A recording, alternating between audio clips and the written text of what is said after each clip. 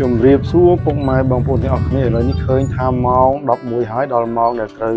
ជូនកូនបងទៅរៀនហើយចាំយកកូនទី2កូនចលើមជាងគេហើយរាល់ថ្ងៃយកម៉ូតូទៅទេប៉ុន្តែថ្ងៃនេះដោយសារមេឃរលឹមជ្រេកជ្រោយចឹងក៏យកកង់3ជូនបងធំបងទី1ហើយចាំយកគាត់តែម្ដងទៅការពិតពីផ្ទះខ្ញុំមកសាលានោះมันជាឆ្ងាយប្រហែលប្រហែលជា200ម៉ែត្រក៏ប៉ុន្តែវាភ្លៀងថ្ងៃណាមួយអត់ដែលបានជូនបងធំបងទី1មកទេយ៉ាងថ្ងៃនេះលើកទឹកចិត្តជូនមកម្ដងឲ្យស្គាល់រសជាតិនិយាយលេងទេបងប្អូនអើយដោយសារពីមុនកាលគាត់នៅតូចជូនមកដូចគ្នាឥឡូវគាត់ធំហើយដើរដីតែ100 200ម៉ែត្រចង់ឲ្យគាត់ដើរនៅថាលបងទី2នៅចាំឲ្យជូនរហូតឥឡូវមកយើងមកមើលទស្សនវិជ្ជាក្នុងសាលារៀនរបស់គាត់ថ្ងៃនេះត្រូវជាថ្ងៃច័ន្ទដើមសប្តាហ៍រងចាំមកដល់រងចាំគាត់មកផ្លែតភាសាគាត់នៅរៀនគួរចុងម៉ោងហើយចេញមកបងប្អូនចាំមើលមួយណាមាត់ឃើញដល់មកដល់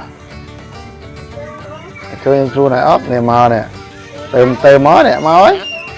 ដឹងហើយហ្នឹងមិនលបងធំបងចលើមជាងគេ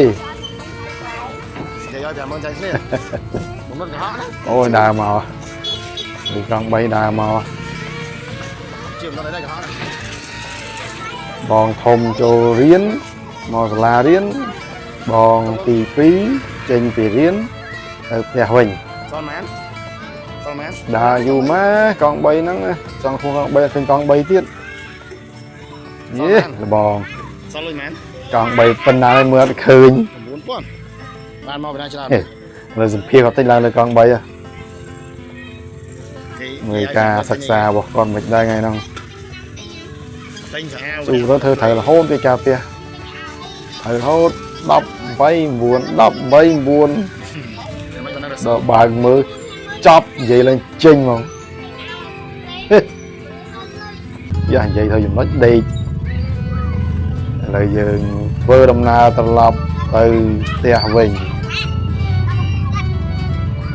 រៀងស្ទះទិញដែរបងប្អូនដល់ម៉ោងសាសចេញពីរៀនហើយឡានម៉ូតូ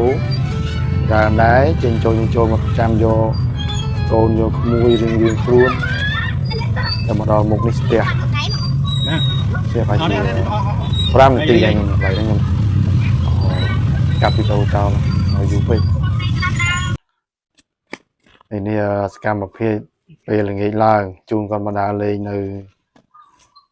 មាត់ទន្លេអានេះបងអូនអាវរ៉ូណាល់ដូទៀតអាវព្រោះវាថាវានៅ5ឆ្នាំទៀតរ៉ូណាល់ដូគ្រីស្ទីណូរ៉ូណាល់ដូអត់មានចេះតត់បាល់អីបានតិចទេ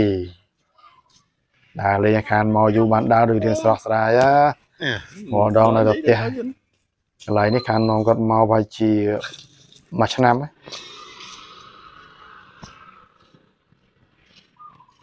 ដើរគិតអីមើលអីតិចលួចបេះដូងគេលបង